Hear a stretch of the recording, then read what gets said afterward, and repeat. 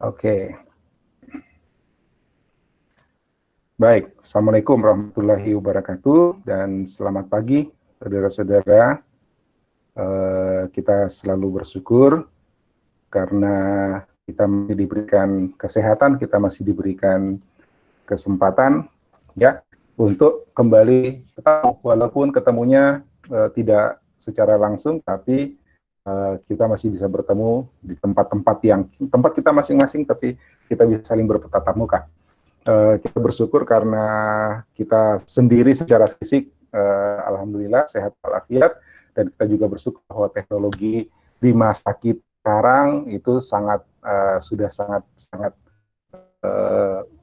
luar biasa sebenarnya. Kalau saya berani bilang ya luar biasa, karena ya saya generasi yang lahir di mana semua ini kemudian kita menggunakan tidak terbayangkan dulu bahwa kita kuliah bisa bertatap muka secara elektronik begini, ya. Itu satu hal yang menurut saya, dan kondisi atau situasi atau kemajuan saat ini itu adalah era Anda, ya. Ke depan Anda akan hidup dengan cara ini, ya. Jadi membiasakan diri. Kalau sekarang dipaksa, kita kuliahnya online, jarak jauh, karena dipaksa oleh keadaan. Kita tentu berdoa keadaan ini bisa segera kembali seperti sedia lah, ya. Tekniknya saya yakin harus maju, Anda harus untuk kondisi seperti ini. Working from home itu bukan sesuatu yang baru. Ada banyak perusahaan-perusahaan yang sudah menjalankan work from home itu sudah lama. Istilahnya mereka kerja remote. Oke, baik. Kuliah kita adalah kuliah yang ke-7, ya. Kuliah yang ke-7, kuliah yang ke-5 secara online. Kita harap saatnya kita bisa kembali ke kampus. Ya, hari ini saya akan melanjutkan pembahasan kita tentang teknik presentasi, tapi tentang presentasi visual. Teknik presentasi banyak, ya. Ada visual, ada audio, ada lisan. Ya, presentasi lisan berarti kita menyampaikan secara langsung. Kemudian presentasi audio dengan suara, presentasi visual, presentasi yang memberikan informasi melalui penglihatan. Artinya kita menyiapkan media untuk dilihat orang. Oke? Tolong diingat lagi, presentasi itu apa? Bisa ditulis di chat. Presentasi itu apa? Kan minggu lalu kita bahas tentang teknik presentasi.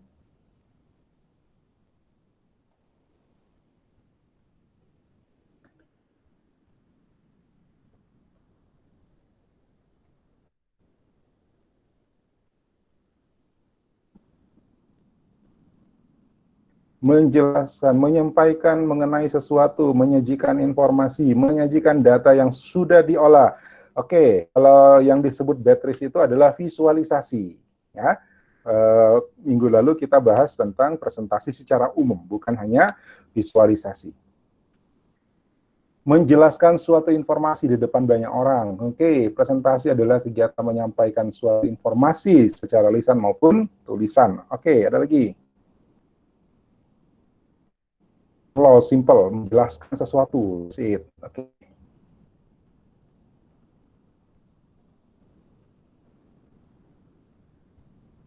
Lagi, siapa lagi?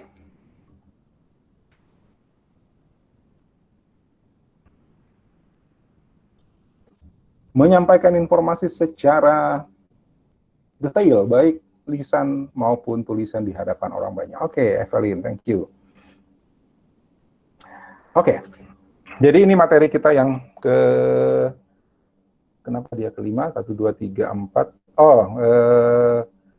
Di data informasi dan visualisasi ada pecahannya, ya. Ada khusus kita membahas tentang exploration chart. Nah, Presentasi visual. Kita membahas tentang presentasi visual. Artinya kita menyajikan informasi, menyampaikan sesuatu secara visual. Apa saja sih bentuk-bentuk presentasi visual yang kita sudah sering lihat? Ya, bentuk-bentuk presentasi visual antara lain buku, report, jurnal, annual report. Ya, kalau Anda memantau situs yang tentang COVID-19 yang internasional punya di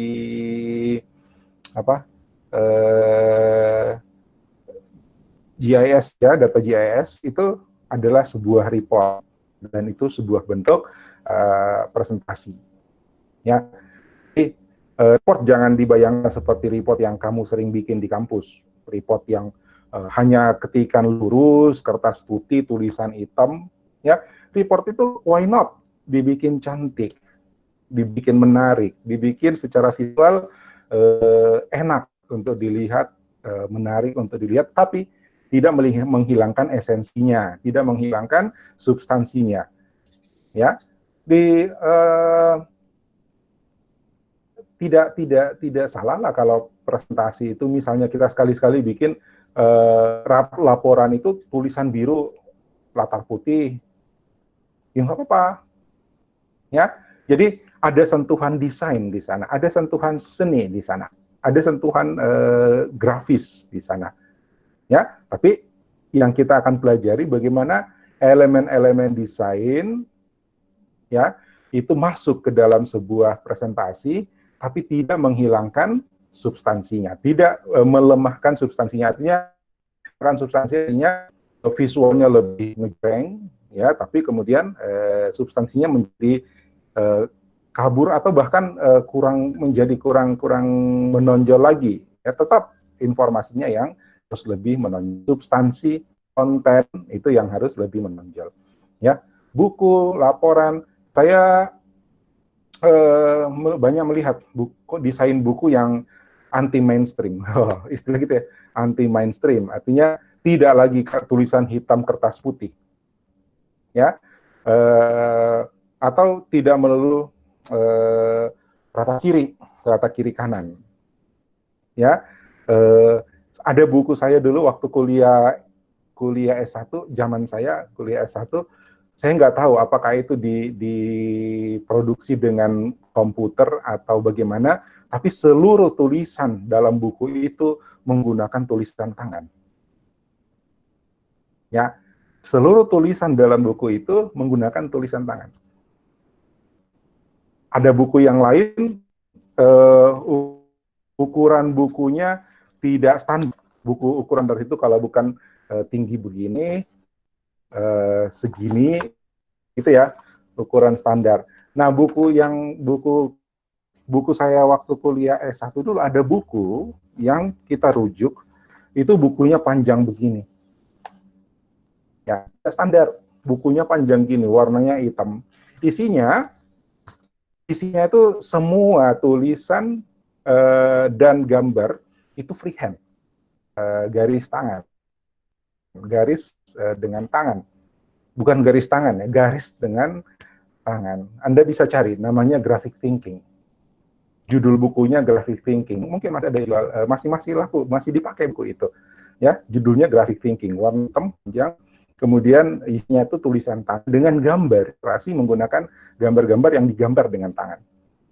Nah, bisa kok. Ya, tidak harus format seperti yang kita kenal selama ini. Dan itu membacanya juga jadi lebih asik. Membacanya juga jadi lebih enak. Ya, yang penting tulisannya rapih, bagus. Kita tidak perlu belajar membaca lagi. Gitu. Ya, so buku adalah satu bentuk presentasi visual, report, annual reports, dan itu kita bisa masukkan sentuhan desain di dalamnya. Kalau kita cerita presentasi visual berarti ada sentuhan desain. Ya, newsletter, journals, majalah. Ya, jurnal sekarang menurut saya ya gitu-gitu doang gitu, 2 kolom, tulisannya kecil-kecil, penuh dengan angka-angka, ada chart di dalam, oke, tapi saya nggak tahu apakah memang menghemat ruang atau bagaimana, tapi saya membayangkan buku jurnal itu coba lebih kreatif lah penataannya, atau ada unsur desain di dalamnya. Kalau majalah jangan tanya lagi ya, majalah itu punya tim kreatif khusus untuk bisa menghasilkan majalah yang betul-betul representatif dan merangsang orang untuk membaca. Ya, saya kira kalau majalah Anda sudah sering lihat majalah yang cantik-cantik itu, keren-keren. Pamflet, brosur, booklet, media promosi, itu juga paling banyak disajikan ya by design, presentasi bentuk, presentasi visual. Tapi tolong diingat ya, kalau kita cerita visualisasi khusus ya, sementara presentasi visual itu umum ya. Dari tugas-tugas yang masuk untuk minggu ini, sebagian besar, artinya lebih dari setengah, itu memasukkan presentasi visual, iya, ya, grafik cantik, desain yang cantik, menarik, tapi nggak ada datanya, ya, panduan, oke, tapi bukan itu bukan itu ranah kita di kuliah ini. Kuliah kita adalah bagaimana menyajikan data, informasi, dan knowledge secara visual, ya kan? Jadi based on data. Jadi ketika Anda menyeleksi, mempelajari contoh-contoh visualisasi yang ada, poster infografis boleh, infografik boleh, ya, poster boleh, tapi pastikan ada data. Ada hasil olahan data, informasi. Kalau yang dia sajikan informasi, kita harus pastikan bahwa itu ada olahan data.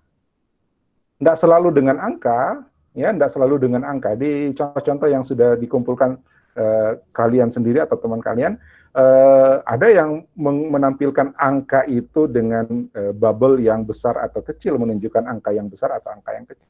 Itu desain. Boleh, ya. Jadi bedakan antara poster sama visualisasi. Poster itu desain visual, tapi yang kita cerita untuk visualisasi adalah visualisasi data atau olahan data, informasi, atau simpan dari informasi. Apa? Knowledge. Oke? Ya. Yang tugas yang barusan itu lebih banyak mengangkat infografik, oke, infografik, tapi saya nggak ketemu ini data apa. Ya, cara menggunakan masker, itu datanya apa? Beda ya, beda. Kajian kita bukan itu. Kita belajar desain grafis, kita belajar desain visual, tapi bukan desain komunikasi visual secara umum. Yang kita komunikasikan di kuliah ini adalah data, informasi, knowledge. Sementara knowledge, informasi, dan data itu berkait. Ya kan? Nggak akan lahir informasi kalau nggak ada data. Nggak akan lahir knowledge kalau Anda berangkat dari informasi dan data. Paham ya? Kalau belum paham, tanyakan di chat. Silakan. Ya. Oke. Katalog. Daftar produk, daftar koleksi foto, ya. Itu katalog, itu juga desain. Nah, ini adalah desain visual secara umum ya, desain visual secara umum. Artinya saya cuma ingin mengantarkan tentang konsep presentasi visual, tidak terbatas pada visualisasi data. Tapi kajian kita fokusnya sebenarnya visualisasi data. Ini tentang presentasi visual secara umum. Menu, menu. Anda masuk di rumah makan, ya, menunya beragam, cantik-cantik. Ya, di kelas kalau saya ngajar diploma 3 desain grafis, itu koleksinya bukan seperti yang Anda buat, yang Anda koleksi, ya. Cari-cari contohnya bukan seperti yang Anda lakukan. Yang Anda lakukan fokus pada data, informasi, knowledge. Harus ada angkanya, harus ada olah datanya. Ya, tapi kalau memang bicara desain grafis secara umum, ya macam-macam koleksinya. Cover buku, poster, kalender, menu. Ya, menu itu ada rumah makan yang desain menunya serasa pengen dikoleksi gitu ya, serasa pengen kita simpan. Oke, programs susunan acara, informasi tentang acara event. Ini biasanya bentuknya poster. Ya, kemudian undangan, ya, undangan. Undangan itu sebuah butuh sentuhan desain, ya. Kalau sekarang undangan, katakanlah undangan pengantin, ya gitu doang. Padahal sebenarnya masih bisa, ya, masih ada undangan-undangan yang kreatif. Teman-teman yang panitia Disnatalis, sayangnya tahun ini Disnatalisnya harus kita pending, harus kita tunda. Panitia Disnatalis tahun-tahun kemarin itu juga desain undangannya udah oke, ya. Comics and graphics novels, cerita komik. Proposal lagi-lagi sama dengan book, sama dengan report. Ya, kadang-kadang kita terjebak dengan pola yang sama, ya, hitam putih. Mungkin kalau kita masukkan elemen desain di dalamnya, ya, kita masukkan teknik desain presentasi visual di dalamnya, mungkin proposal kita bernilai membuat orang lebih pingin untuk kadang proposal itu selesai, lihat cover, dijualnya, cari ongkosnya selesai, kan si proposal itu ditulis di dalam semua kita apa yang akan sajikan jika kita mengajukan proposal itu ke Bank Indonesia, ya, literasi membaca, dibaca hanya terus dia anggap, padahal di dalam tulisan lainnya mendukung anggap tidak dibaca. Nah, mungkin kalau kita membuat proposal, kalau kita masuk desain di entah huruf, jenis, dan sebagainya, ada elemen-elemen kecil seperti ikon atau gambar, membacanya dari halaman pertama berurut sampai terakhir. Kenapa? Dia mulai ya, dengan pola yang lama. Misalnya, skripsi ada aturan skripsi, format huruf, ukuran huruf, bentuk paragraf, oke, kita ikut seperti itu. Kalau tidak aturan, ya berkreasi dokumen. Oke, poster. Kamu lihat poster di mana-mana. Kalau sekarang poster temanya sama. Ada 19 segala beramin.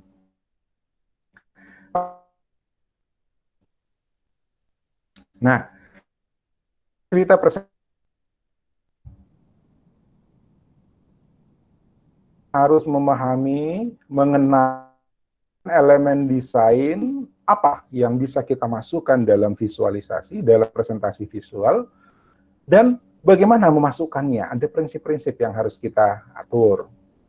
Ya, ada prinsip-prinsip yang sebenarnya kalau cerita desain itu bicara kreativitas tidak bagus kalau dikekang, ya. Tapi prinsip desain bukan mengekang, tapi menjadi kaidah untuk dirujuk. Karena berdasarkan pengalaman, ini loh yang baik, ini loh yang efek, gitu kan. Tapi kalau kita mau bikin di luar itu juga, ya nggak apa-apa. Tapi pahami dulu prinsipnya, ya toh? Gitu. Oke, ini akan terbagi dalam tiga sesi pertemuan. Hari ini kita akan cerita tentang elemen desainnya dulu. Nanti besok kita cerita prinsip desain. Kemudian minggu depan ya. Kemudian berikutnya kita cerita tentang tipografi. Tipografi penting kalau kita bicara visualisasi data. Ya, jangan sampai angka kita pengen sajikan, tapi kemudian angka-angka atau huruf itu tidak terbaca atau terlalu gaya dan menjadi hilang makna. Ya, so ini adalah submateri, subbahasan untuk membahas presentasi visual. Kita akan pecah ke dalam 3 sesi. Ya, jadi hari ini kita cerita elemen desainnya aja dulu. Oke, kalau ada yang mau ditanyakan langsung taruh di chat ya. Oh, ada William sudah hadir. Saya catat dulu.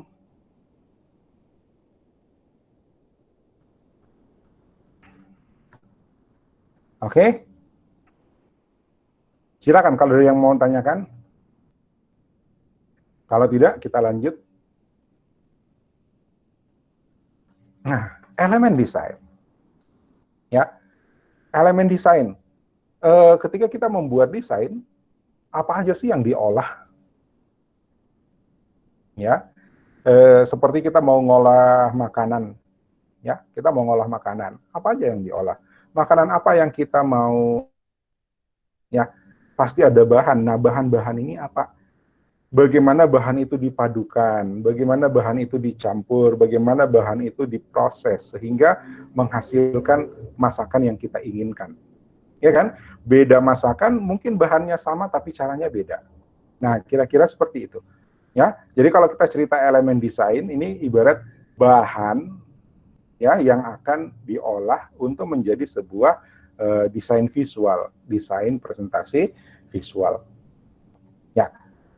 Oke, di mana-mana kalau kita bicara desain visual, kita selalu berangkat dari garis. Ya, garis. Kalau Anda sempat belajar desain, ya, latihan pertamanya itu adalah menggaris. Bikin garis. Entah itu garis lurus, garis lengkung, garis membentuk apa lagi namanya kurva atau kesan tertentu, ya semua dimulai dengan garis. Coba disebutkan mana yang tidak dimulai dengan garis, ya. Lihat kembali kamu punya koleksi infografis, koleksi diagram yang sudah dikumpulkan lewat email, coba lihat mana yang nggak ada garisnya. Ada? Nggak ada, ya. Semuanya pasti menggunakan garis. Oke? Nah, garis akan membentuk kesan visual, ya. Entah kesan visual itu garis itu sendiri, atau garis itu membentuk menghasilkan elemen yang lain, ya. Elemen yang lain atau misalnya elemen bentuk, ya, shape.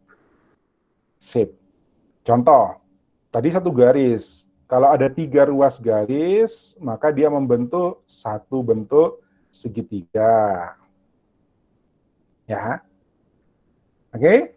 Nah, ini elemen utama. Jadi kalau kita membuat desain visual, pasti kita menggunakan garis dan pasti kita menggunakan shape, bentuk. Ya, bentuk. Oke? Shape pasti dibentuk dari line.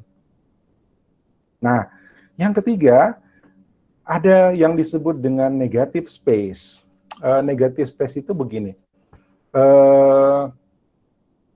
Kalau ya sulit ya, kalau di kelas saya bisa gambar di papan tulis. Perhatikan tangan saya ya. Perhatikan tangan saya. Ya. Nah, lihat. Ini tangan, ya, ini tangan saya, kiri kanan, ya. Nah, keberadaan tangan saya itu dirancang, gitu ya, dirancang. Nah, perhatikan posisi tangan saya, Ya. Jadi yang Anda lihat tangan ya.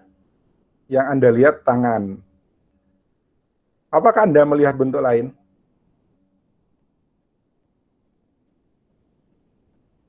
Ada yang lihat bentuk lain?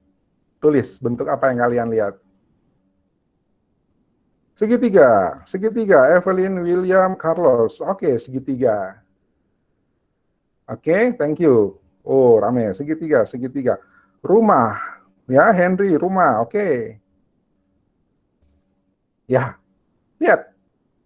Tadi saya cerita tangan loh. Gitu.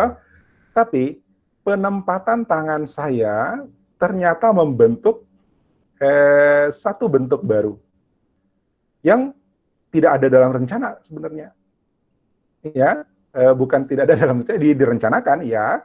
Tapi yang kalau ini gambar, yang saya gambar itu tangan, tangan kanan, tangan kiri. Tapi karena saya rencanakan posisinya seperti ini, muncul bentuk lain di tengah. Ya, oke, Anda menyebutnya segitiga, Henry bilang itu atap rumah, oke, whatever. Tapi ada bentuk lain terbentuk dari tangan saya. Inilah negative space. Paham? Oke? Ya, negative space. Saya kembali ke presentasi. Lihat.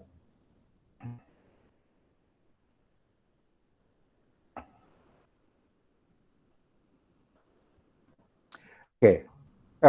Gambar yang akan muncul ini tidak ada hubungannya dengan apa, kebetulan aja gambarnya just sebagai contoh kasus ya, tapi bukan berarti pemilik logo, pemilik gambar itu membayar ke saya atau apa, enggak. Ini hanya kebetulan sebagai contoh aja, enggak ada sekedar untuk dilihat.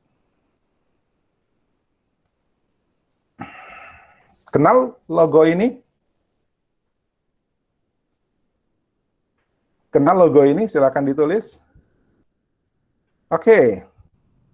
Kenal, Evelyn langsung nulis brandnya. Oke, Calvina, Henry, Beatrice, Heidi, William, Vira, Philips. Kenal ya? Oke, sekarang tulis. Itu logonya sebenarnya gambar apa? Kalau tuliskan, itu sebenarnya logonya gambar apa? Oke, Henry. Ya? Oke, Rahmat. Anda setuju yang dibilang sama Henry? Henry bilang huruf C, Rahmat bilang huruf C. Ya? Kalau kita lihat iklan ini di pinggir jalan, ada penunjuk jalan ya? Ya, kalau kita lihat logo ini di pinggir jalan, kita mungkin akan terfokus pada bentuk segi ini, entah bentuk segi, sebenarnya segi 4 ini bujur sangkat. Ya, ini tanda panah. Ya, ini segitiga merah. Padahal sebenarnya yang terbentuk itu adalah huruf C. Ayo, ngaku yang tidak lihat huruf C. Yang sebelumnya tidak melihat huruf C ini. Ada? Saya pengen tahu. Ada? Jangan malu-malu. Ada yang baru tahu kalau itu huruf C ada di tengah? Ada? Oh, William barusan tahu. Baru nyadar kan? Ada lagi? Jangan malu-malu, nggak apa-apa. Ya? William ngaku baru tahu. Jarvin juga baru tahu. Oke. Ya, inilah yang disebut dengan negative space. Ya, dalam penataannya ya fokus kita secara visual melihat ini, tapi sebenarnya ada bentuk ini di sana. Oke? Nah, saya nanya lagi, kamu bisa browsing nggak? Bisa browsing? Kalau bisa browsing, ya, Anda silahkan nyari logo, ya, aku boleh buat, saya harus sebut merek. Toblerone, tahu Toblerone? Cari di Google Image, Cari logonya Toblerone. Tahu Toblerone?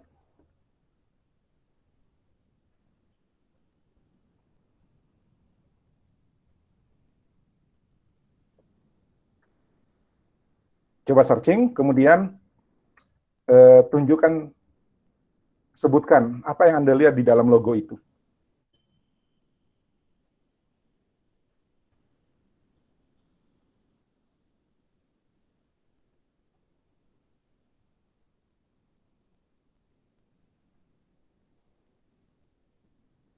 Oke, Evelyn, Meliana, Natasha udah dapat. Ya, logonya gambar gunung.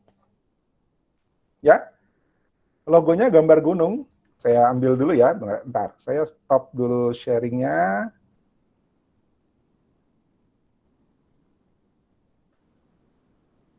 Saya stop sharingnya dulu. Saya ambilin gambarnya.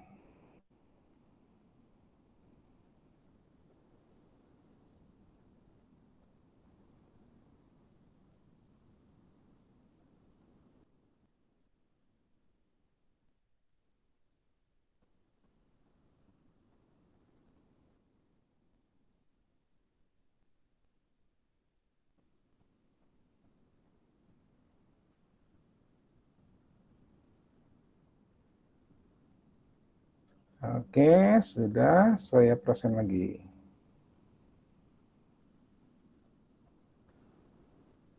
Oke, lihat ini. Ya, gambarnya gunung, logonya gunung.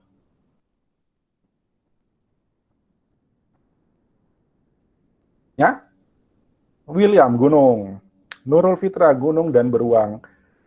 Ngaku, ngaku, jangan malu-malu. Siapa yang baru tahu kalau itu ada gambar beruangnya? Ayo,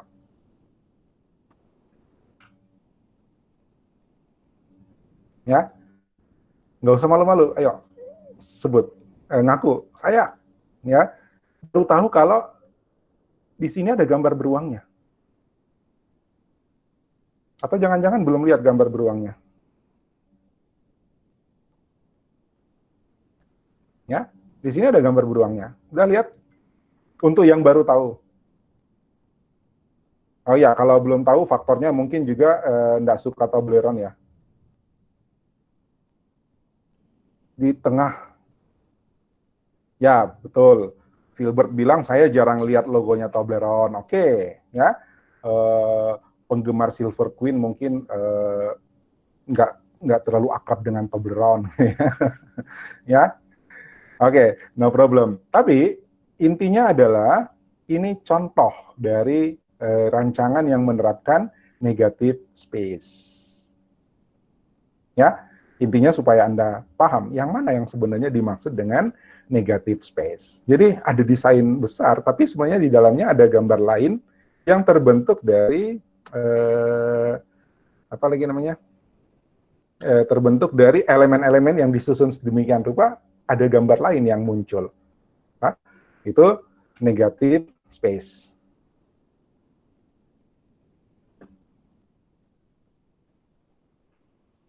Ya, Evelyn bilang mahal. Oke.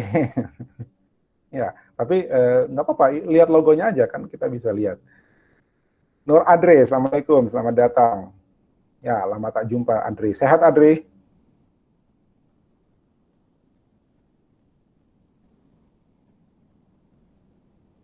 Halo Adre, sehat juga?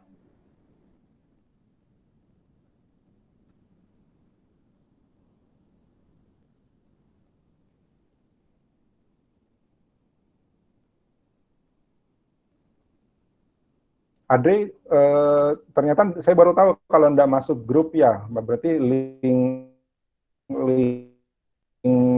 apa link meetingnya enggak sampai ke kami atau ganti nomor.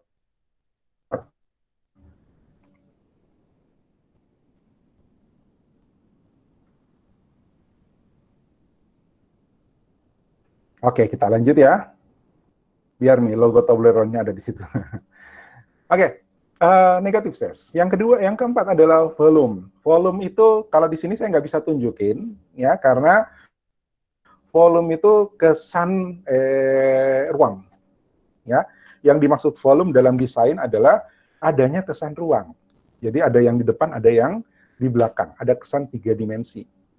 Ya, dia visual di bidang 2 dimensi, bidang datar, gambar, tapi secara desain dia dirancang sehingga menunjukkan ada ruang, ada kesan satu di depan, satu di belakang. Ya, itu volume, ya, menunjukkan ruang. Yang kelima elemen desain adalah value. Ya, kalau kita cerita value, maka kita cerita tentang gelap dan terang. Ya, ternyata logo ini kalau dihilangkan saturasinya, ya, ada yang nanya apa tuh saturasi? Sabar, kita akan bahas. Ya, kita akan bahas ada teori warna. Oke, kalau dihilangkan saturasinya, ternyata dia punya 2 value yang berbeda. Ini lebih gelap, ini lebih terang. Ya, nah, desain yang hitam putih, monokrom, ya, desain yang monokrom itu bukan berarti nggak ada warna, emang by design dibuat ya bermain dengan value. Value artinya gelap dan terang. Kita bisa membuat desain ya monokrom namanya, ya, tapi mengaturnya menggunakan value. Seperti ini, tetap kita melihat logo yang sama. Ya, tapi ini berbeda value dengan ini, bukan berbeda warna, ini beda value. Oke? Nah, kemudian warna itu sendiri, color. Ya, warna itu sendiri dan texture. Texture saya nggak bisa juga gambarkan di sini karena ini logo punya orang, nggak bisa saya modifikasi. Ya, texture itu memberikan kesan permukaan. Ya, walaupun dia 2 dimensi, tapi hanya dengan melihat kita bisa merasakan bahwa permukaan itu seperti kasar.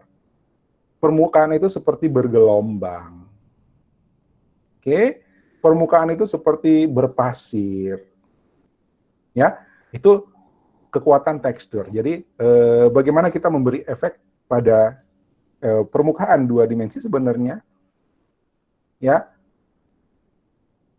tapi dia menampilkan kesan seperti ada teksturnya, ada material yang berbeda di situ dan menyebabkan ada yang timbul, ada yang tenggelam. Oke, itu tekstur, elemen desain. Ya. Ada yang tanya dulu sampai sini?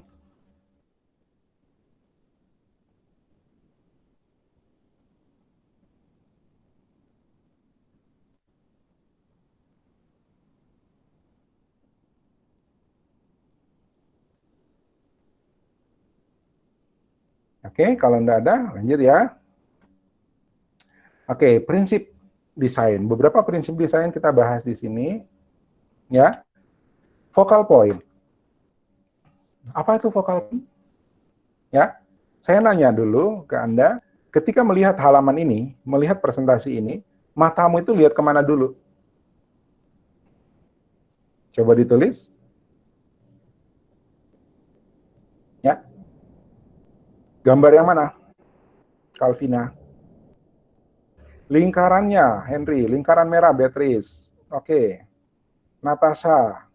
Bulatan merah, kata Yogi. Nurul, lingkaran merah. Oke. Ya. Lihat, fokus Anda pertama, begitu melihat halaman ini, itu langsung ke sini. Betul kan?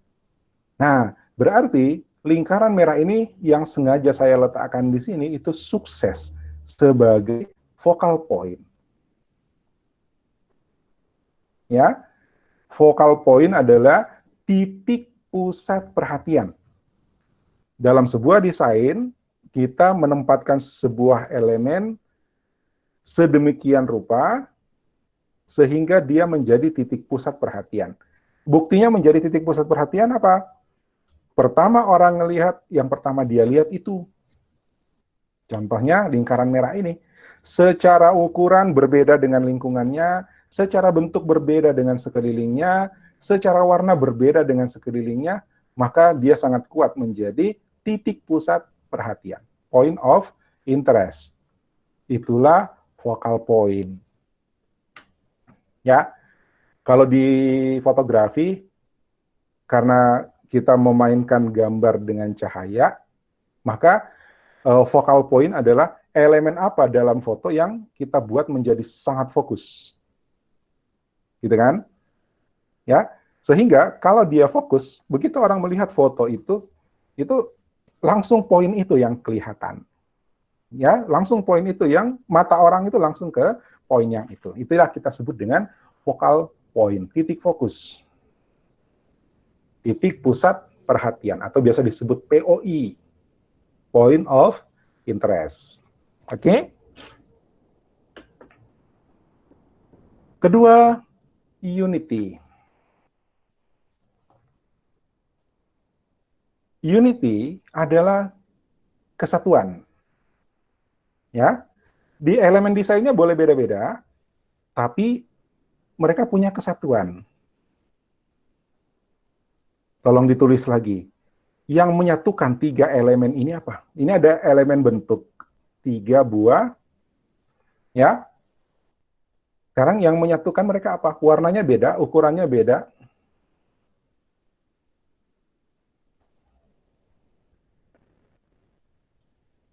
POI, point of interest, Henry, ya. Point of interest, titik pusat perhatian.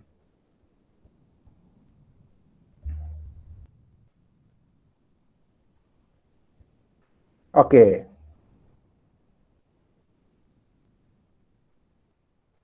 Lihat ya. Merah, kuning, biru. Beda warna. Kecil, sedang, besar. Beda ukuran. Tapi mereka punya kesatuan.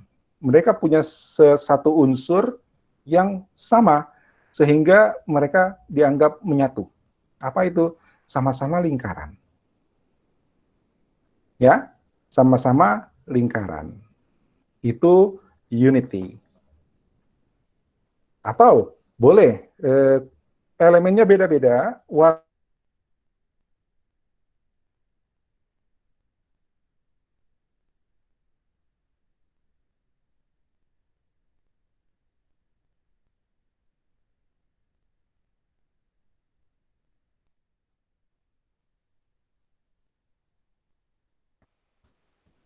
lihat kalau dia sama terus, mungkin akan membosankan, monoton. Ya, kalau saya gambarkan lingkaran biru saja, ya, biru semuanya, walaupun dia beda ukuran, apalagi kalau sama ukuran, maka itu akan berasa monoton, berasa membosankan. Maka kadang-kadang kita butuh variety. Sekarang fokus Anda kemana nih? Yo, fokus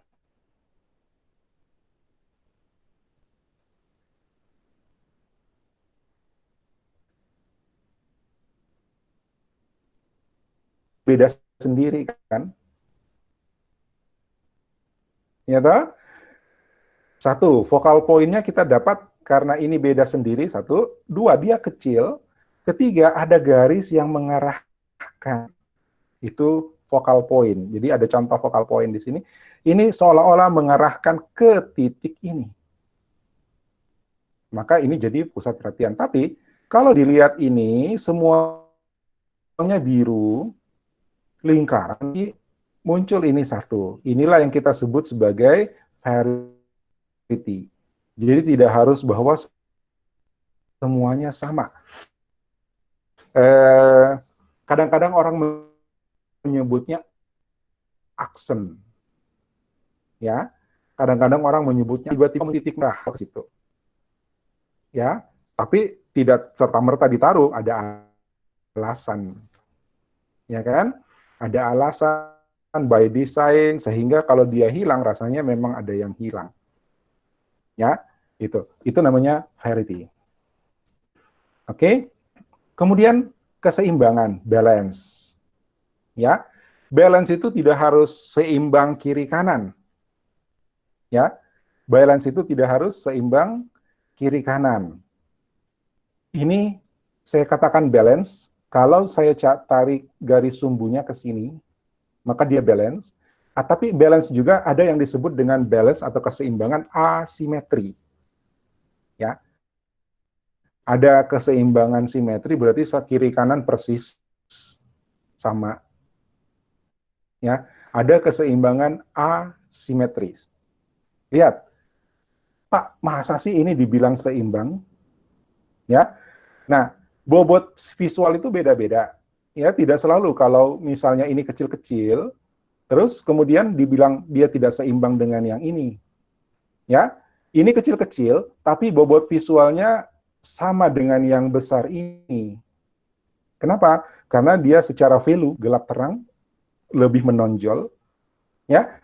Sementara yang besar ini juga menonjol sebenarnya karena ukurannya diimbangi dengan yang kecil-kecil ini dengan value-nya. Maka terjadilah keseimbangan. Ingat value tadi apa? Value tadi apa? Kalau kita sebut value apa tadi? Bukan nilai, gelap terang, betul, Beatrice. Ya, istilah value dalam desain itu adalah gelap terang. Oke? Ya, ini secara value beda. Ini dimensi secara fisik besar sendiri, ya, tapi diimbangi sama value yang lebih gelap. Sehingga secara visual ini bisa kita katakan seimbang. Keseimbangan asimetri. Oke? Yang kelima adalah proporsi, perbandingan antara tinggi dan lebar.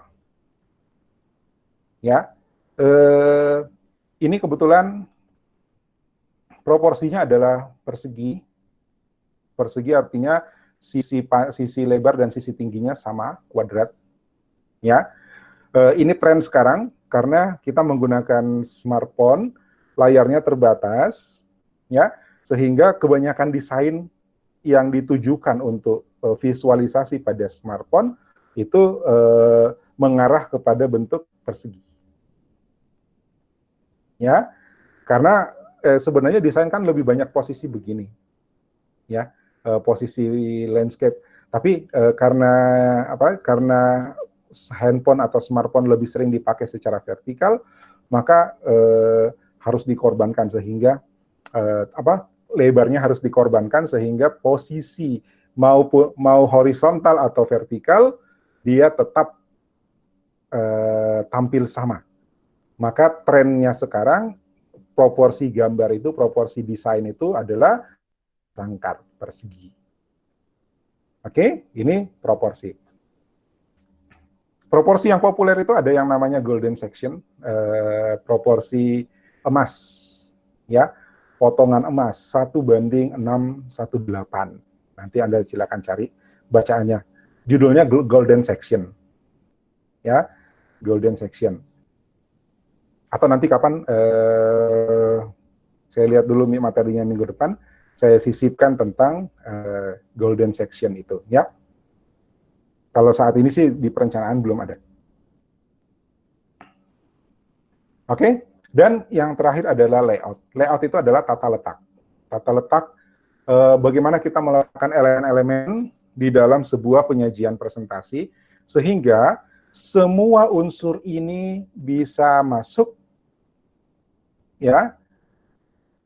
Kemudian tata letaknya membuat orang punya orientasi yang jelas. Ya, kebiasaan orang itu membaca dari kiri ke kanan, dari atas ke bawah. Nah, tapi kalau di layar komputer, di layar itu kebiasaan orang itu melihatnya lurus ke bawah, dari atas ke bawah, kemudian lihatnya kiri kanan, kiri kanan, kiri kanan, kiri kanan. Itu kalau di layar. Tapi kalau di kertas kita biasanya melihat dari kiri ke kanan, ya, dari atas ke bawah.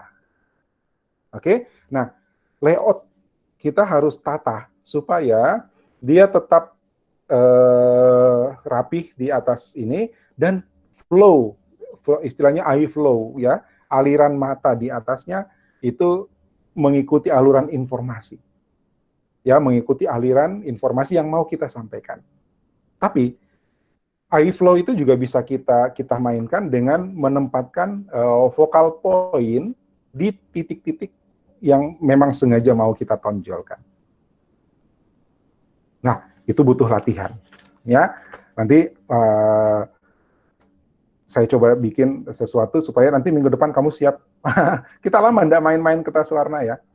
Ya, lama ndak main-main kertas warna. Nanti minggu depan entah masih online, tapi kalau saya lihat sih masih online, mungkin minggu depan atau sudah offline.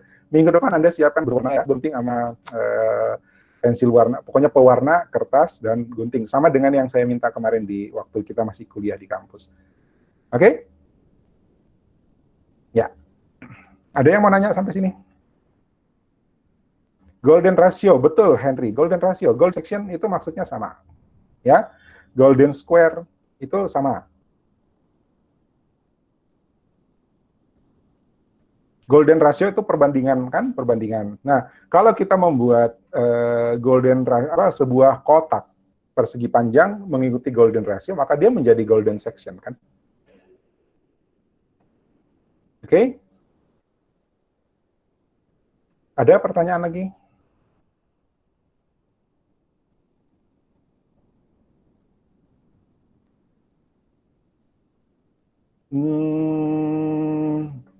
Di paint. Masalahnya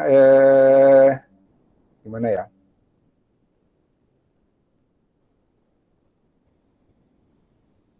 Nanti tentu dulu. Saya rancang dulu aktivitasnya ya. Nanti habis itu baru saya kabarin. Kamu harus siapin apa? Oke? Kalau di paint nanti kan ada teman yang pakai HP, ya kan? Ada teman yang pakai HP, mungkin agak susah kalau mau gambar di HP-nya, ya. Nanti saya pikirin dulu, saya rancang dulu aktivitasnya, terus nanti apa yang Anda harus prepare silahkan saya sampaikan. Oke? Ada lagi?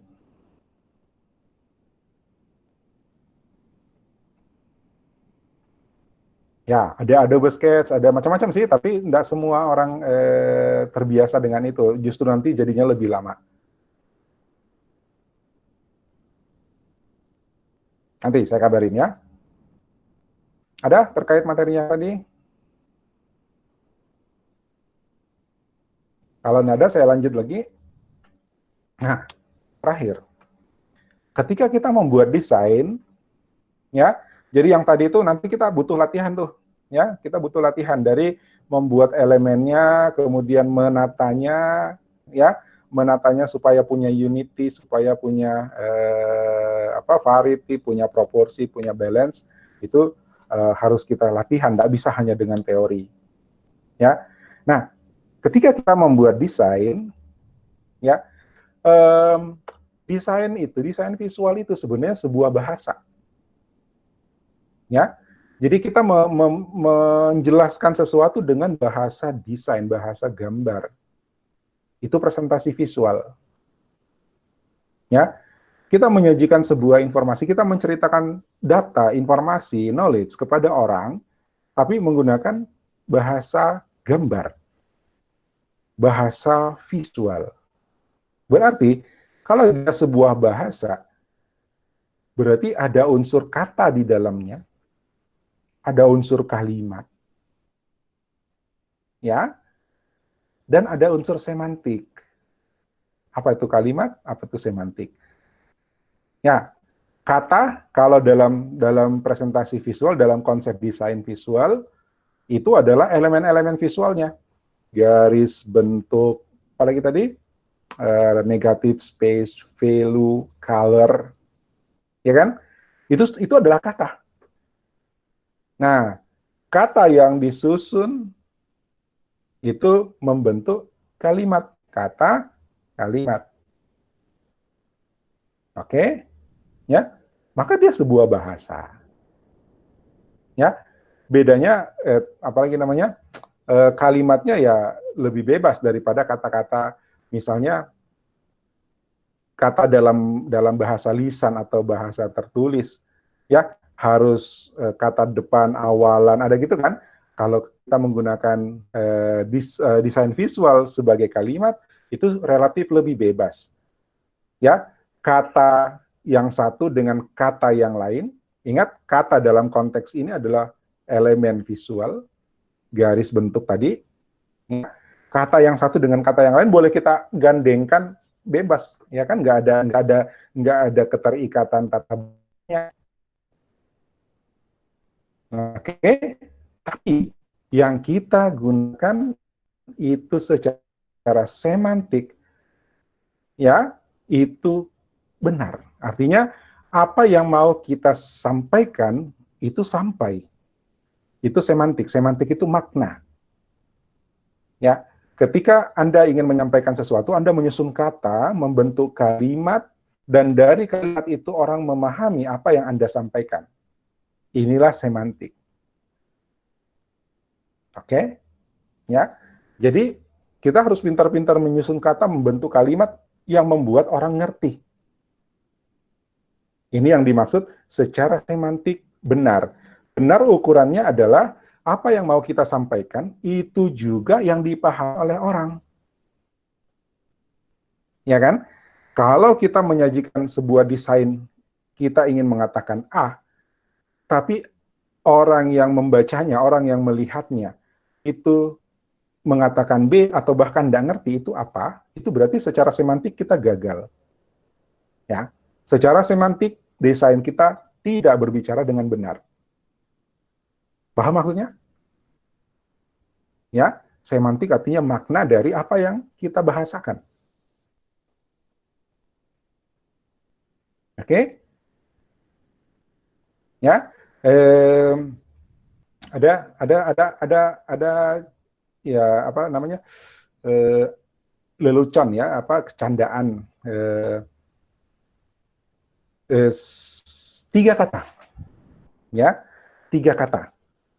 Saya makan, empat kata. Saya makan ayam mati. Jangan saya, nggak enak.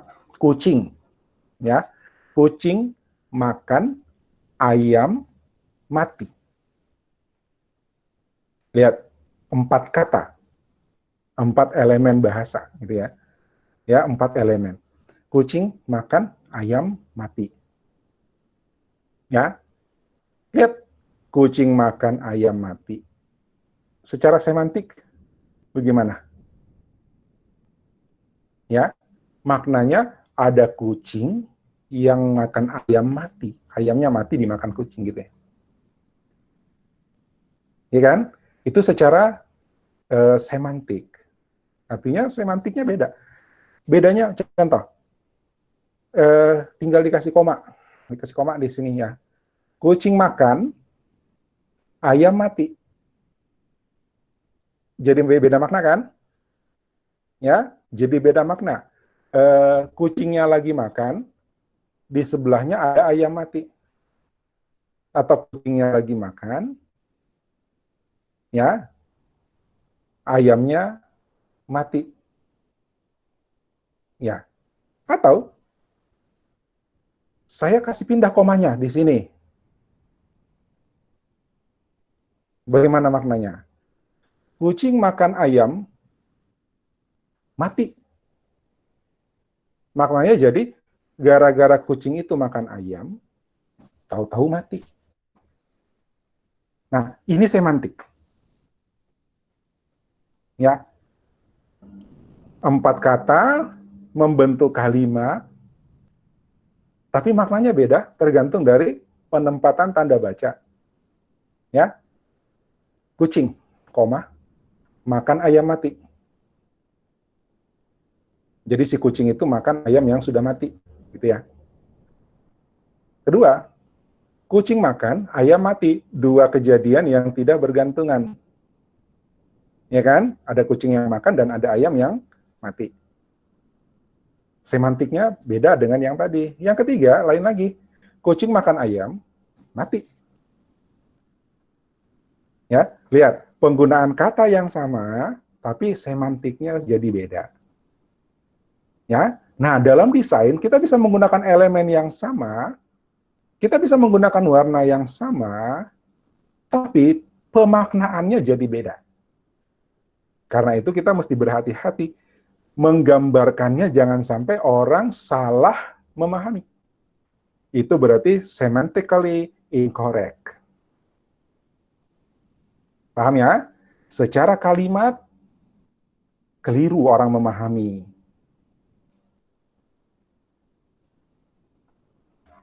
Fitri izin mau ke dokter, oke. Oke. Kedua, syntactically consistent. Syntactically consistent. Secara kalimat, sintaksis itu kalimat, ya. Secara kalimat dia konsisten. Artinya, kalau Anda menggunakan lingkaran berwarna biru, maka teruskan tradisi lingkaran berwarna biru itu dalam desainmu. Ya, kalau mainnya dengan value bukan dengan color, ingat color sama value, value itu adalah satu color, monokrom. Ya, kalau Anda bermain dengan mendesain dengan menggunakan value, ya udah konsisten dengan value. Tapi kalau Anda bermain dengan warna, maka konsistenlah dengan warna. Artinya Anda menggunakan kalimat warna, menata kalimat dari elemen-elemen desainmu menggunakan warna, maka konsisten dengan itu. Semoga bisa dipahami ya. Ya, jadi menggunakan elemen-elemennya ya harus konsisten, harus konsisten itu akan membantu pembacamu untuk memahami gitu. Karena oh ya, kalau bentuk lingkaran dalam desain ini adalah ini, nanti ketemu di bagian lain lingkaran yang sama, dia akan punya persepsi ini yang tadi. Itu konsistensinya. Ya, secara sintaksis, secara kalimat dia konsisten. Oke, mungkin kalau saya ambil lagi contoh ilmu bahasa ya, saya bukan orang bahasa, cuma ngambil contoh aja. Puisi itu ya. Puisi itu ada yang namanya sanjak ya. Ya, ada sanjak belakangnya. Belakangnya sama, semuanya A atau AB gitu ya. 4 baris sebait terus bersanjak AB. Nah, itu berarti secara kalimat puisi itu konsisten, syair itu konsisten. Oke? Dalam desain pun ada konsep itu, yaitu tadi kita menggunakan color, oke, konsisten dengan color. Saya menggunakan value, oke, konsisten dengan value. Ya, gelap dan terang.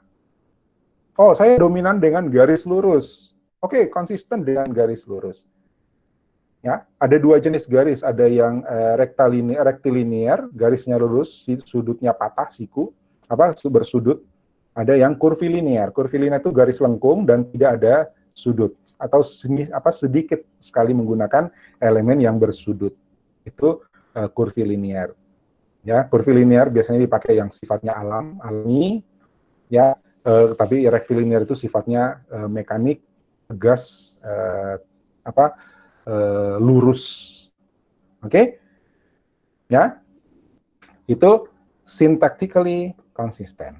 Kemudian pragmatically understood by user, artinya apa yang kita maksud setelah user paham maknanya, tujuan dari desain itu dipahami oleh user. Kita menyajikan ini untuk apa? Usernya nyampe. Ya. Ini untuk apa? Kita menyajikan data kenaikan pasien dalam pengawasan COVID-19. Tujuannya apa? Apakah untuk nakut-nakutin? Apakah untuk meningkatkan kewaspadaan? Atau apa? Nah, itu harus sampai ke pembacamu, harus sampai kepada usernya. Oke, kalau memang tujuannya untuk membuat kepanikan, misalnya, lalu orang lihat terus panik, wah bahaya ini, berarti sampai itu, pragmatically understood. Ya, tapi kalau Anda menyajikan data kenaikan korban, kenaikan pasien dalam pengawasan atau kenaikan positif, tapi dengan cara tertentu sehingga membuat pembaca merasa, ya kita berdoa saja mudah-mudahan tidak lanjut gitu loh. Misinya itu supaya orang waspada tapi tidak panik. Kalau itu berhasil, maka secara pragmatis desainmu dipahami. Tujuannya sampai. Oke? Lalu visually powerful. Nah, ini yang jadi tantangan kenapa kita harus belajar desain. Ya, visually powerful. Orang kamu jalan ya, atau enggak di mana yang banyak poster? Bioskop ya. Tapi bioskop sih biasanya kita ke bioskop itu sudah ada dalam kepala kita mau nonton apa gitu kan. Ya. Sudah ada niat rencana mau nonton apa jam berapa kan? Makanya datangnya jam segitu kan. Nah, tapi nanti begitu sampai di bioskop, poster pertama yang kita cari adalah poster film yang kita mau nonton. Sehingga itu mungkin tidak bisa dijadikan contoh. Anda jalan misalnya di sebuah atau di kampus, ada banyak papan pengumuman di situ. Ada papan pengumuman di sana ada banyak poster. Ya, coba nanti kapan kita sudah balik ke kampus, pelajari. Ya, Anda jalan, masuk ke kampus, ada papan di depan tangga kan?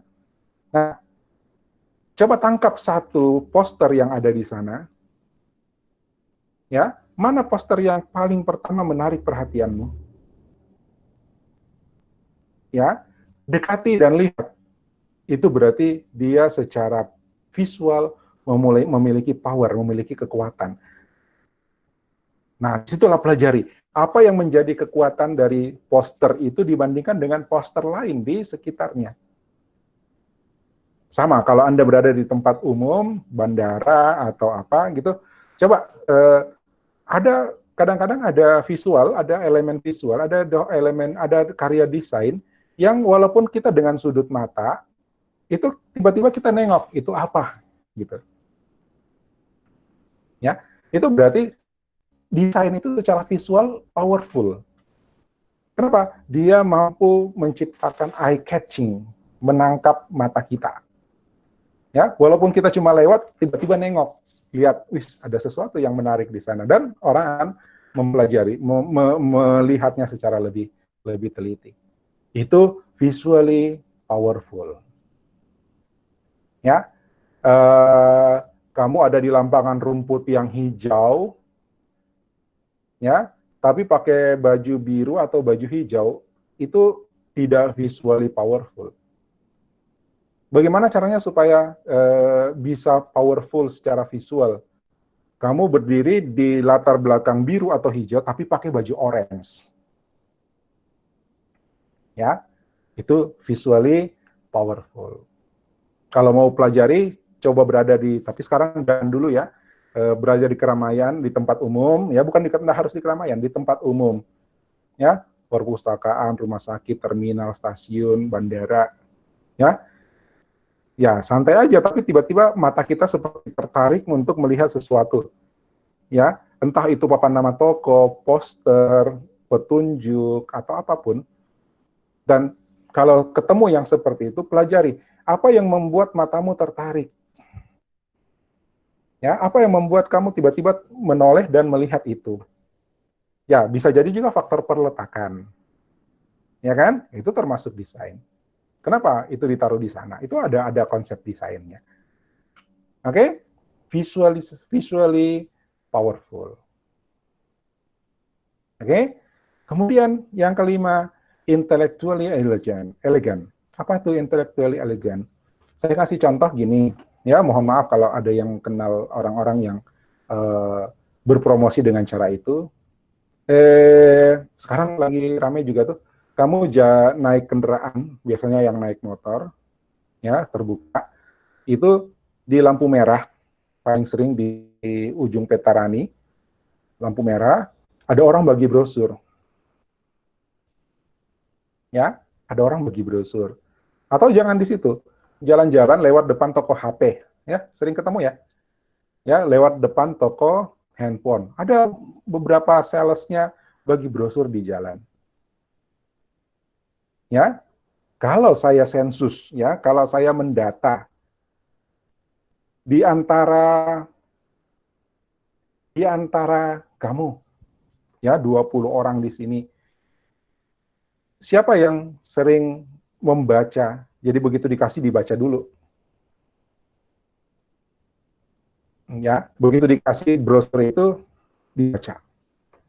Ada? Kecuali kalau kalian memang lagi butuh HP kreditan. Ya, saya yakin lebih banyak tidak membaca. Ya, William bilang saya cuma lihat sekilas. Nah, lihat promo Henry. Oke. Selebihnya bahkan dilupakan kan? Di motormu ada pocketnya kan? Sekarang motor-motor sekarang ada pocketnya. Masukin pocket dan forget it. Salahnya di mana kira-kira? Atau kalau contoh tadi yang bagi brosur, biasanya brosur pengobatan tuh dibagi di lampu merah, apa dekat lampu merah di pertigaan Alauddin Petarani. Ya, orang berhenti sejenak di ujung Petarani mau belok kanan ke Alauddin, dikasih brosur. Cuma nanti belok di Alauddin di depan jalan masuk Manurki dibuang itu, depan pompa bensin dibuang itu, paling sering kejadian begitu. Kira-kira kenapa? Apakah salah yang bagi atau memang produknya tidak menarik atau gimana? Salah satunya adalah desain yang tidak elegan. Ya, desain yang tidak elegan. Mungkin kalau yang menerbitkan brosur itu sedikit mau berusaha ya atau bayar desainer, bagaimana caranya supaya penyajiannya kelihatan elegan, membuat desain itu dihargai. Ya, barangkali nasibnya tidak akan dibuang secepat itu. Oke, itu contoh karya desain yang menurut saya tidak elegan. Oke, intellectually elegan. Salah satunya adalah pikirkan nanti desain ini akan disajikan di mana. Ya, apakah ditempel di angkot atau ditempel di papan pengumuman yang formal. Itu termasuk bagian dari perencanaan sebuah desain. Oke, dan yang terakhir adalah timeless. Timeless artinya tidak terikat waktu. Artinya ketika bulan ini kita masih bisa nikmati, bulan tahun depan mungkin dia sudah tidak relevan. Ya, ada desain yang kalau kita lihat sekarang nanti itu seperti orang tidak bosan. Ya, itu yang disebut dengan timeless. Oke, tapi kalau kita cerita visualisasi, sepertinya memang tidak bisa timeless. Kenapa? Karena data, informasi, knowledge itu berlaku untuk satu waktu tertentu, agak sulit. Ya, agak sulit. Jadi memang kontennya harus based on date, gitu kan? Based on dia up to date atau tidak, nggak bisa dipertahankan. Tapi by design bisa juga timeless itu bermakna begini. Sekarang trennya hitam putih. Kalau kita ikuti itu, nanti ketika tren hitam putih udah hilang, maka kita punya desain juga sudah jadi basi. Oke, ngikuti tren. Ya nggak apa-apa ikuti tren supaya momennya dapat gitu. Tapi seandainya kita bisa bikin desain yang bisa berlaku terus-menerus, ya, cuma sekali lagi agak sulit kalau kita cerita visualisasi. Untuk konteks visualisasi, timeless itu mungkin agak sulit ya, karena memang datanya sendiri itu tidak mungkin timeless. Ya, datanya sendiri tidak mungkin timeless. Oh, kalau kita mau datanya timeless, artinya tidak terikat waktu, ya sebutkan ini data tahun berapa. Kan harus selalu ada itu, sehingga walaupun orang membacanya 10 tahun depan, ya ketemu lagi data itu, informasi itu, visualisasi itu, orang tahu bahwa ini adalah periode kemarin. Jadi tidak akan dibandingkan dengan keadaan saat itu. Oke? Ya, ini kira-kira secara umum gambaran tentang konsep dari sebuah presentasi visual. Kalau ada yang mau diskusi, silakan.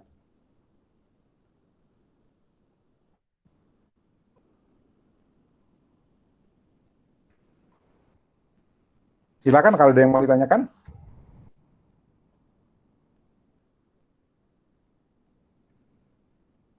Kalau tidak ada, saya lanjut. Tapi sekarang giliranmu.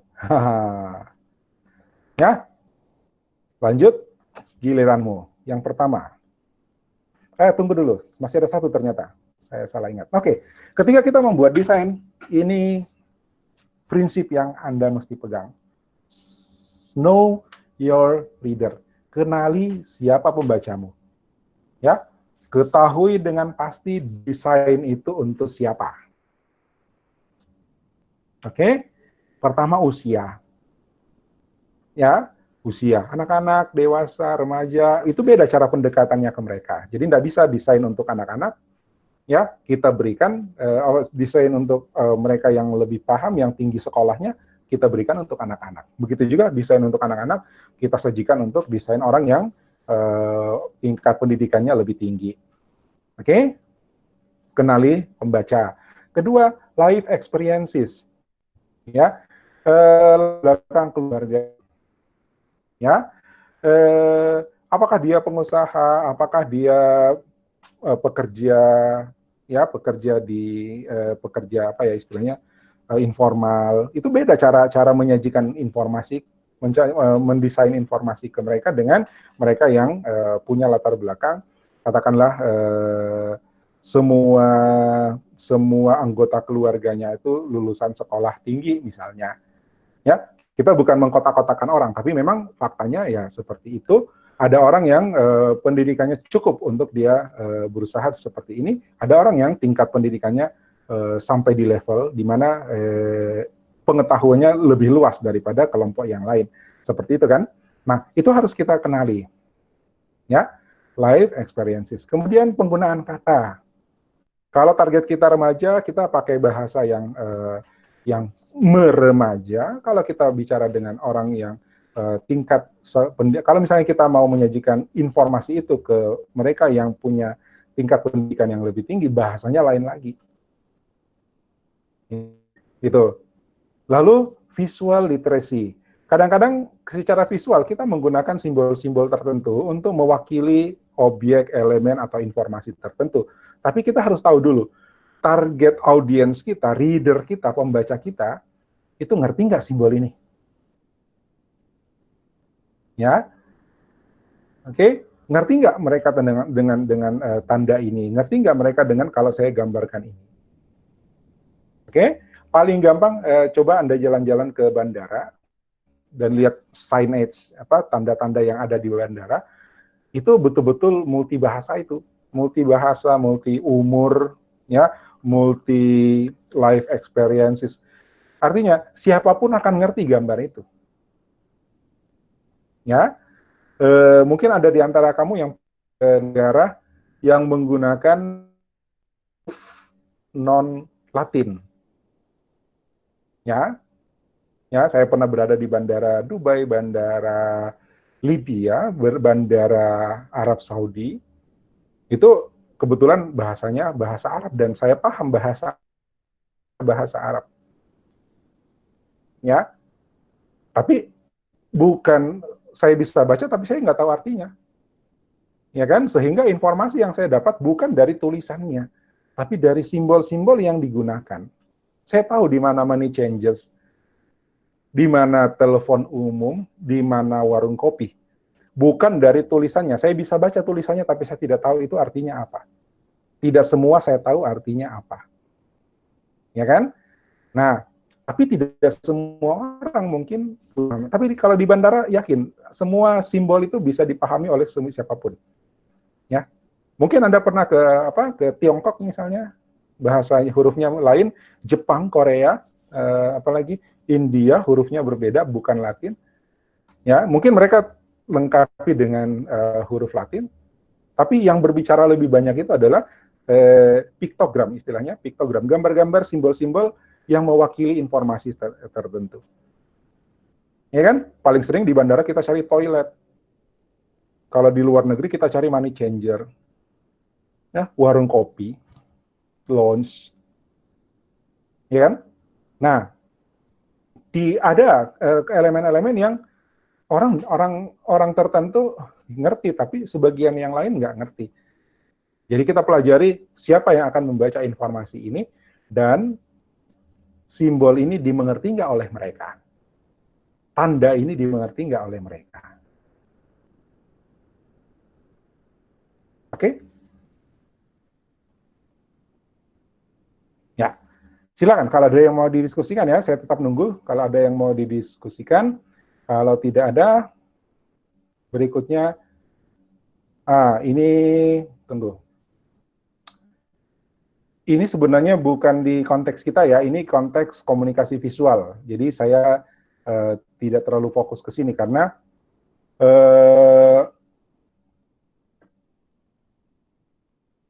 ya ini kalau memang kita bikin poster, brosur, ya sementara kita lebih fokus kepada visualisasi data. Visualisasi data mungkin kita tidak terlalu perlu memikirkan dulu ini akan diproduksi di mana. Produksi itu artinya dia akan dipublis, apakah dia di media, di baliho, di apa, di majalah, di koran, ya kan? Yang penting kita pikirin output visualisasinya seperti apa sampai di situ. Jadi lebih banyak ke sampai di sini, di strategi komunikasi aja. Oke, riset tentu kita based on data, analisis kita uraikan datanya apa saja, kemudian sintesis kita rangkum, ya, putuskan apa yang mau kita sajikan, lalu apa key, ya, apa inti dari yang mau kita sajikan itu. Tidak terlalu ke sini kita, ya, ini untuk bicara komunikasi visual secara umum. Oke? Tapi yang ini penting, ya, ini penting. Oke? Sekarang giliran Anda. Ini siapa yang menjelaskannya? Ini koleksinya siapa? Anda sudah cari dan menyajikannya contoh ini ke saya. Silahkan dijelasin. Saya, Pak. Ya, silahkan. Kalvina. Ini infografis tentang sampah di Jakarta. Ini ada data-datanya tentang berapa banyak sampah setiap hari yang sudah terkumpul setiap hari di Jakarta, DKI Jakarta. Itu satu hari sebesar 6.270 ton atau sama dengan 25 kali beratnya ikan paus. Dan dapat menutupi 4 kali lapangan sepak bola. Begitu banyak sampahnya. Komposisi sampahnya itu ada sampah organiknya 54%, kertas 15%, plastik 14%, sama kaca, logam, semacamnya itu 17%. 79% itu diolah oleh TPST Bantang Gerbang Bekasi, sisanya itu didaur ulang atau tidak terangkut, berarti banyak yang tertinggal. Terus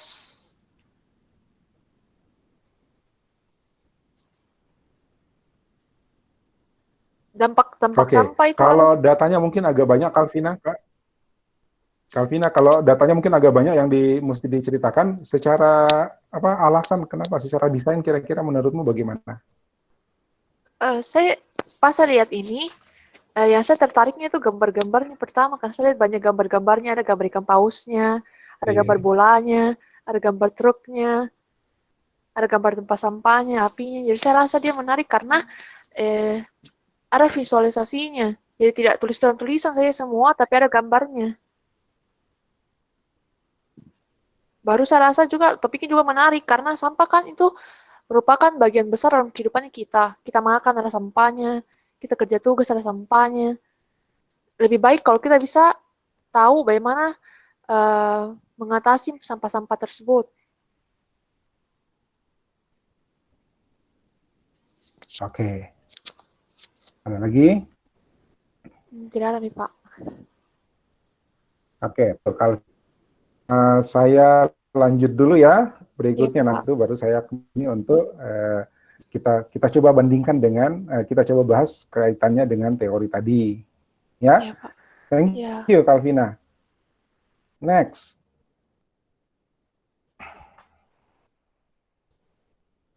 siapa ini? Saya, Pak. Carlos, Ya. silakan. Jadi saya mengambil grafik ini karena kita tahu sendiri penduduk di Indonesia itu banyak sekali perokok. Terus perokok itu bisa dibilang cukup boros. Jadi kalau dihitung-hitung dari segi uang yang dikeluarkan dalam sehari itu bisa diperkirakan sekitar 10.000 atau ke atas. Jadi dalam grafik ini dikasih tahu kalau dalam sehari itu bisa kita beli banyak yang lain daripada rokok. Terus ada minggu kedua juga seperti tiket apa ini lagi nih? Bola sama kartu pulsa juga bisa. Terus ada sebulan dan akhirnya kalau kita kumpul setahun kita bisa dapat barang yang lebih berharga. Begitu, Pak. Terima kasih.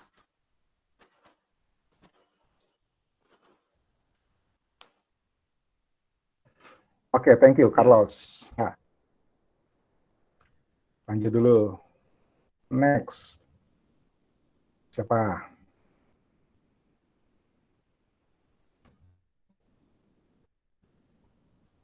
Ini punya siapa?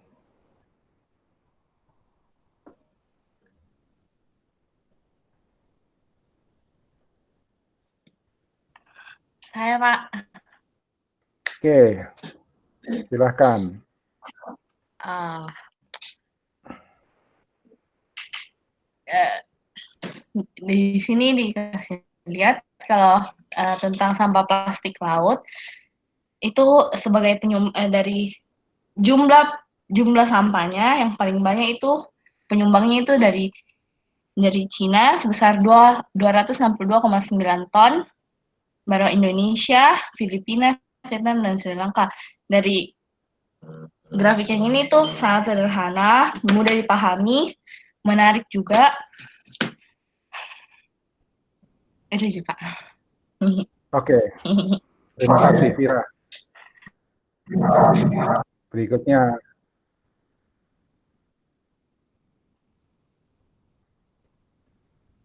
next. Nah, ini temanya sama nih dengan punya Vira tadi. Ini siapa nih? 014.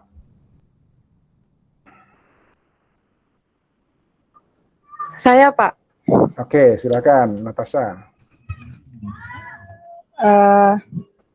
Grafiknya tadi mirip-mirip sih tentang sampah, tapi dia fokusnya gara-gara ikan paus.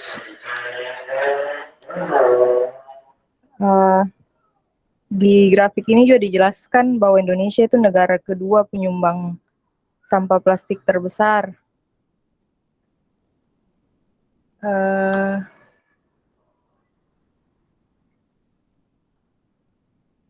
Di sini juga grafiknya mengajak kita untuk mengajak untuk peduli akan sampah karena dapat membunuh hewan-hewan di laut. Contohnya itu paus. Karena pada tanggal 18 November 2018 itu ditemukan bangkai paus dengan isi perut yang penuh dengan sampah plastik. Terus grafiknya juga mudah dipahami. Gitu sih, Pak. Oke. Ya, terima kasih. Tadi Natasha. Next. Ini siapa ini? Saya punya, Pak. 901. Yogi, Saya, silakan Pak. Yogi.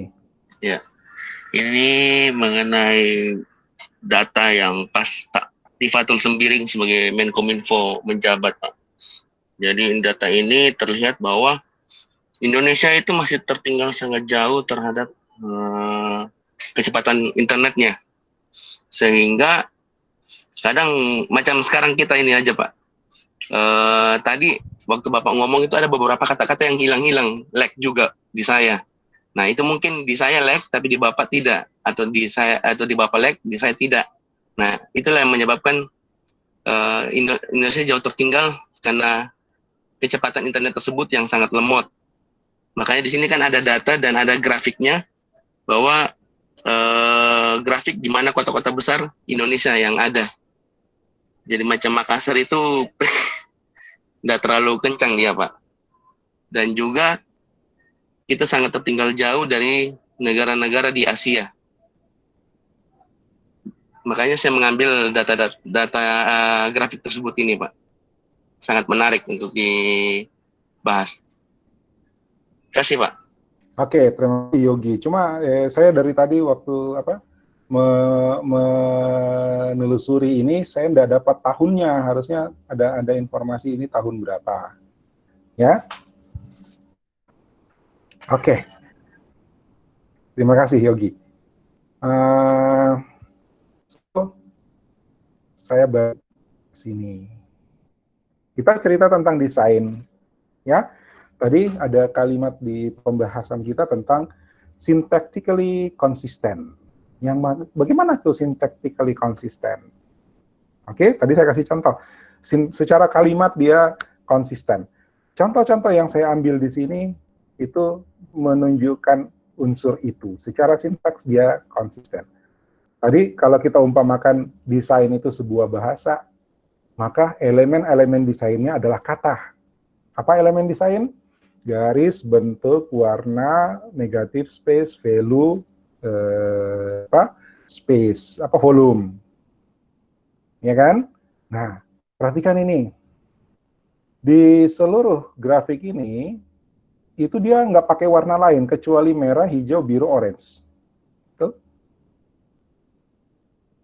Ya kan? Itu ada konsistensi yang kita lihat. Ada unity di sana. Ya.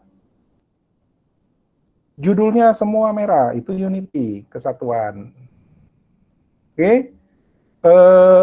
Kemudian penekanan-penekanan, warna hijau, 254, setiap what can we do, itu emphasize, memberikan penekanan. Oke. Jadi ada konsistensi dalam menggunakan kalimat desain. Itu contoh. Ya. Ini. Nah, walaupun ini sebenarnya agak ini ya, secara ini hanya infografik, tapi data mungkin sedikit agak rancu ya, bahwa satu batang rokok kalau dikali-kali itu cukup beli handphone gitu ya. Oke, silahkan aja boleh, tapi untuk visualisasi mungkin karena itu adalah yang kita butuhkan adalah validitas, gitu ya. Ya, validitas antara data sama informasi yang disajikan. Ada cerita tentang ini, dua orang berteman, ya, negur temannya yang perokok, ya, bro, kamu kalau ndak merokok, itu rokokmu satu hari satu bungkus, harganya berapa? 10.000. Kalau satu minggu berarti 70.000, satu bulan berarti 280.000, setahun berapa, sekian tahun berapa harusnya kau bisa beli mobil, gitu ya. Ya, terus si temannya balik tanya, bro, kau ndak merokok? Ya enggak lah, dia jawab. Terus mobilmu mana? Gitu ya. Artinya kalau mau dibanding-bandingkan sih secara angka iya, tapi faktor orang bisa beli ini hanya gara-gara tidak merokok mungkin tidak terlalu pas, karena ada unsur lain, ya kan? Gitu, ada faktor lain, ya.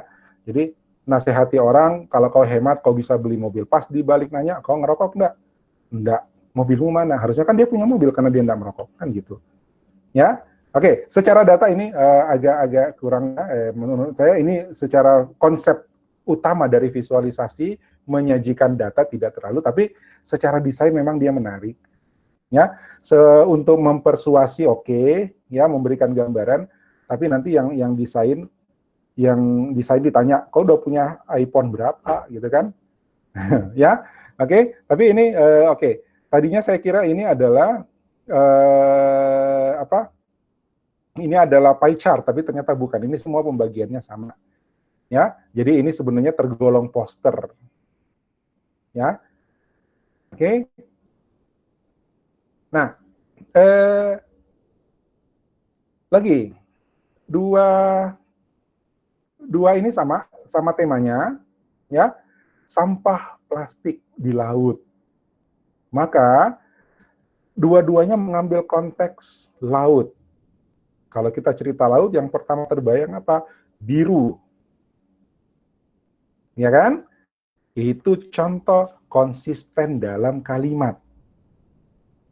Ya, ini konsisten dalam kalimat. Elemen-elemen yang dia gunakan ya sama, hampir sama. Ya, artinya ada elemen yang seragam yang digunakan. Kalau ini mungkin elemennya tidak seragam, tapi konteks yang dia gunakan itu relevan dengan informasi yang dia sajikan. Walaupun sebenarnya datanya terlalu miskin, hanya ini doang gitu. Ya, yang mau disampaikan cuman ini, yang lainnya hanya pelengkap. Oke, kalau dihilangkan mungkin tidak ngaruh. Ya, kalau informasi seperti ini mungkin ada data lagi untuk pelengkap. Himbauan-himbauannya oke, tapi elemen ini menurut saya hanya sebagai tempelan. Ya, tempelan. Coba bayangkan kalau ini nggak ada. Ya, kalau ini kan ceritanya laut dengan sampah. Kalau ini nggak ada, kira-kira ngaruh nggak? Nah, itu berarti ini secara unity dia nggak dibutuhkan di sini. Kalau saya ya, oke. Ini juga konteksnya laut, sampah di laut. Ya, eye catching-nya adalah ini, focal point-nya adalah paus yang mati, di dalamnya ada sampah. Ya, secara bahasa itu semantiknya nyampe gitu kan, orang paham ini mau cerita apa. Tapi kalau bilang chart, ya, saya nggak lihat chart di sini hanya angka-angka saja. Ya, hanya angka-angka saja, nggak ada chartnya. Ya, nggak ada diagram, ini hanya infografik, tapi seandainya dia sajikan grafik seperti ini, ya oke, ada visualisasinya. Ya, ini angka saja yang dimasukkan ke poster. Tapi kalau contoh desain bahwa secara sintaks dia konsisten, ini oke, cocok. Ya, pemilihan warna dasar itu konteksnya laut, konsepnya laut. Oke. Nah, ini secara visual sebagai visualisasi data oke. Ya, ini fokusnya pada size. Ingat teori-teori kita kemarin, ya. Gambar-gambar bendera digambarkan dengan lingkaran. Ya, lingkaran, dan lingkaran itu menunjukkan kecepatan akses internet, dan China adalah yang terbesar. Ya, China adalah yang terbesar, kemudian Jepang, India. Ya, India juga itu IT-nya luar biasa. Bosnya Google sekarang adalah orang India. Oke, Indonesia tidak parah-parah amat dibandingkan ini, ya kan? Jadi dari ukuran-ukuran secara visual kita bisa mendapatkan gambaran kan? Ya, hanya sayangnya ini tidak dilengkapi dengan tanggal berapa ini, tahun berapa ini. Ya, siapa tahu internet kita sudah lebih baik daripada tahun ketika informasi ini dirilis. Ya, cuma minggu lalu ada berita yang tidak enak karena satelit Nusantara 2 gagal masuk orbit. Ya, nggak tahu itu bagaimana kelanjutannya. Mudah-mudahan ada asuransi dan sebagainya, atau ada plan B untuk bisa mengatur supaya Nusantara 2 itu tidak hilang begitu saja, ya, dan bisa berfungsi membantu kecepatan internet Indonesia. Dampaknya ke siaran, karena kayaknya Nusantara 2 itu untuk siaran. Oke? Nah, minggu depan, ya, Anda mulai kumpul lagi, koleksi lagi, lihat-lihat lagi, desain-desain, tapi yang saya pingin adalah ulasan yang kaitannya dengan konsep desain. Ya, jangan lupa tetap visualisasi data. Jadi seperti ini mungkin enggak, ya, ini angkanya angka tok, enggak ada visualisasinya. Seperti ini juga enggak, ya, ini hanya persepsi sebenarnya menurut saya. Ini oke, ada visualisasi. Karena kalau kita bicara visualisasi ya, ini oke, ya, ini oke. Karena ini secara visualisasi ini boleh kita contek, gitu kan? Boleh kita rujuk, ya. Nah, selain cara visualisasi, selain visualisasinya, Anda juga tinjau dari konsep desainnya. Paham ya? Ya, bebas. Anda mau ambil presentation chart, mau ambil infografik, cuman infografik itu kadang-kadang dia cuman kayak gini. Ya, kayak gini infografik, nggak, datanya udah hilang ya. Jadi mungkin infografik coba dihindari dulu. Kalau mau, antara yang kita mau itu Anda bisa lihat visualisasi data dimainkan dengan konsep desain. Ya, bagaimana visualisasi data informasi dimainkan dalam konsep desain. Jadi pembahasan Anda di dalam alasan kenapa Anda pilih itu, dua, bagaimana visualisasi datanya dan bagaimana konsep desainnya. Konsep desainnya itu tadi elemen, prinsip, ya, elemen desain, garis, warna, ya kan, garis, bentuk, warna, negatif, space, ya, dan lain-lain. Kemudian prinsip unity, variety, balance, apalagi proporsi dan sebagainya. Oke, termasuk bagaimana Anda memahaminya secara bahasa, secara sintaks, secara elemen desain. Jelas? Ada yang mau ditanyakan dulu?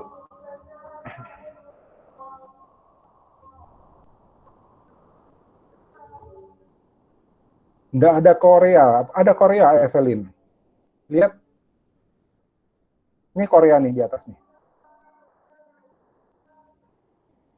Ya. Apa, internet ya? Itu internet atau... Oh, Vira. Vira... Ini ya, Vira ya. Ini sepertinya belum semua datanya. Ya, ada sisa, ada masih... Ini hanya ngambil 5 terbesar. Beda ya datanya. Oh, sama datanya. Ya, ini hanya ngambil 5 terbesar. Oke. Ada pertanyaan? Ya, betul Vira, top 5.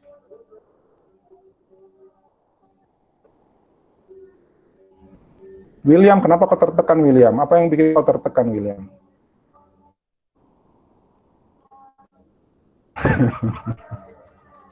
Oke.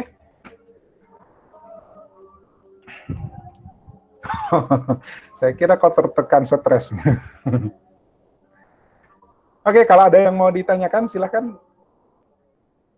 Kalau tidak ada, kita cukupkan kuliah kita hari ini. Ya, demikian pertemuan kita yang kelima secara online, kuliah ke-7. Kalau ya melihat situasi sekarang, apalagi Makassar, Kodong, ya, tenamentong, yang lain sudah lockdown, kita tenamentong. Tadi saya keluar karena istri saya harus piket di sekolahnya, saya harus keluar nganter ke sekolahnya, dan saya lihat hanya karena sekolah libur, jadi jalanan itu enggak seramai biasanya, tapi tetap aja rame. Jadi saya tahu apakah warga Makassar peduli dengan situasi ini atau bagaimana. Ya, kita tetap berharap mudah-mudahan wabah segera berlalu dan kita kembali dengan kehidupan kita yang normal. Ya, tapi prediksi saya minggu depan kita masih kuliah online, bersabarlah, ya, kuatkan hati, ya, masih harus bertahan di rumah lagi. Ya, minggu depan mudah-mudahan kita bisa ketemu kembali. Terima kasih untuk kuliah hari ini, terima kasih atas perhatian dan kerjasamanya. Ya. Selamat istirahat, tetap di rumah dan jaga kesehatan, rajin cuci tangan. Kita sama-sama berdoa, mudah-mudahan kita kembali bisa kuliah secara normal lagi di kampus. Oke, terima kasih. Assalamualaikum warahmatullahi wabarakatuh. Selamat siang.